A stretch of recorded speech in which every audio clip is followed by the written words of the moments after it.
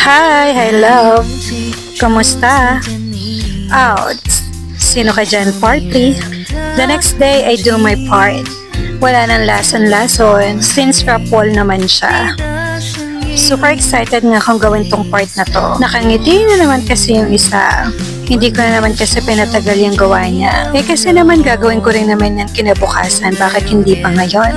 Tapos, binigyan ko nga ng ibang trabaho yung isa. Pinipilit niyong agawin kung ano yung bagay na ginagawa ko na. Oh my God, ang cute, diba? Nagigil ako. Anyway, back to work. Kailangan ko naman tapusin to para magawa ko pa yung mga ibang bagay na dapat kong gawin. Yes, bawal ang tamad sa Quezon. Malapit na nga akong matapos. Sakto na rin at uulan. Kaya yung sinampay naman ang kailangan kong ayusin. Kami na nga rin nga pala ni Harry ang kumananyan. Oh, di mo kaya yan. Lilinisan na lang siya sa susunod. Kasi naman kailangan panlagyan ng bubong. Kaya naman ako. Nagkaroon pa ng sariling me time. Hala, sino ka dyan? Nagluluto lang naman ako ng lunch namin habang kumakana ng ganyan. O, diba? Hindi malungkot ang buhay.